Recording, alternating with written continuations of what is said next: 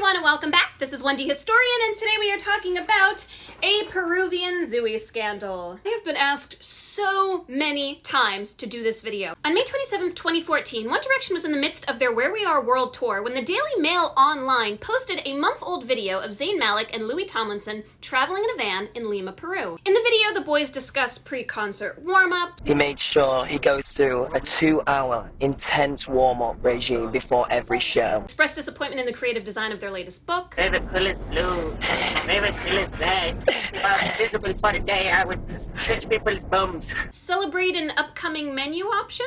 Chicken and chili! And admire the local culture. Get a bit of the culture in. Oh yeah, and they also do illegal drugs on camera. Happy days. Louis and Zayn spend the video sharing a cannabis joint and talking openly and bluntly about everything that's on their mind. And while nowadays this would hardly be an earth-shattering immoral disaster, back a decade ago in 2014, attitudes towards cannabis were just starting to change in the social mainstream, let alone in legal and policy spaces. So people were shocked and confused. After viewing the video, fans pointed out that based on the voice behind the camera, this expose was filmed by none other than Louis Tomlinson himself. And based on the exchange at the start of the video, Are we allowed to talk contraband in this? Yes, of course. That's what it's about. it seemed that Louis' intention was to create a video about them using this substance. As you can imagine, two questions emerged immediately. Why did Louis film this video? And how did the Daily Mail get their hands on it? Back in the 2010s, the Apple iCloud was just being hacked constantly, celebrity pictures and videos were being just leaked left, right, and center, and I think at first most of us assumed that that must have been what happened. But almost immediately, some fans began to speculate that it was actually Louis himself who had given this content to the Daily Mail, either in an attempt to distance the band from this teeny bopper persona that they could not seem to shake, or to get them out of an unpleasant management contract by violating the morality clause. And the people who subscribed to this theory pointed to this moment in the video as proof. Screen only!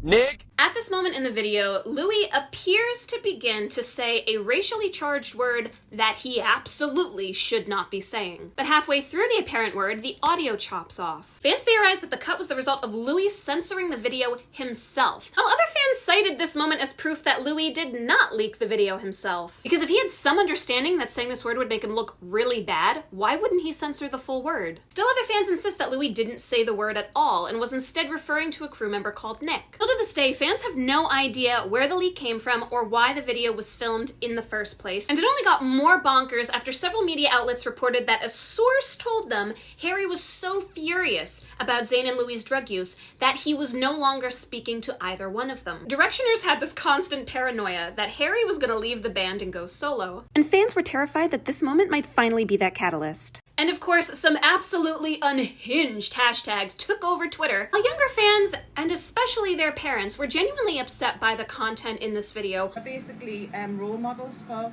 people aren't, and I don't like that at all. Older fans didn't really melt down so much. They were always kind of advocating that the boys should be treated like the adults that they were, instead of perpetually being stuck in this state of arrested development to appeal to teenage girls. So we treated this moment more or less like a meme circus.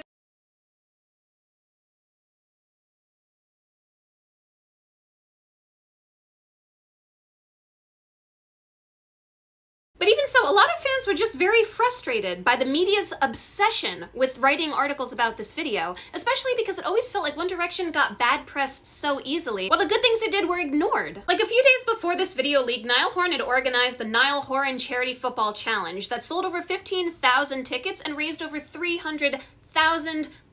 And that got barely any press at all, despite the fact that there were other prominent celebrities playing in the charity football match, and also Harry Styles pantsed Piers Morgan. So fans trended, Niall raised 300K. Right about that. Still, other fans attempted to deflect attention from the situation using a very different technique and trending #SkinForZouis. This is exactly what you think it is. In what can only be described as a wildly misguided attempt to distract the internet, Directioners started posting nudes and tagging the 1D account in them. This was extremely problematic because a lot of the fans participating on this hashtag were underage.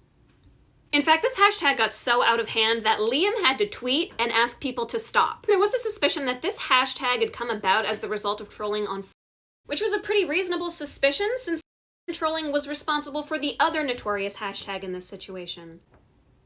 the existence of this hashtag allegedly demonstrated that Directioners were so upset by the video that they were self-harming. But believe it or not, this hashtag was actually a reference to a very similar hashtag that had popped up a year before when a video of Justin Bieber smoking a joint was leaked online in January of 2013. The Cutting for Bieber hashtag was created by trolls on as a way to make fun of believers for being upset and also maybe encourage them to participate and hurt themselves. Fast forward to May of 2014, and once again, teen pop idols were in the press for smoking the ganja, and the hashtag reemerged. But it trended worldwide not because Directioners were participating in the trend, but because they were actively discouraging one another from participating, offering support, telling people that their emotions were valid, but it was not a reason to hurt yourself. The only actual cutting photos in the hashtag were posted by pretty clear troll accounts who thought it was funny and were trying to drum up clout from outrage. And speaking of clout from outrage, there was a fan account at the time called, I think, My Chemical Liam, who infamously tweeted out that she was so mad that Louis and Zayn would do something like this, that she was gonna burn her concert tickets.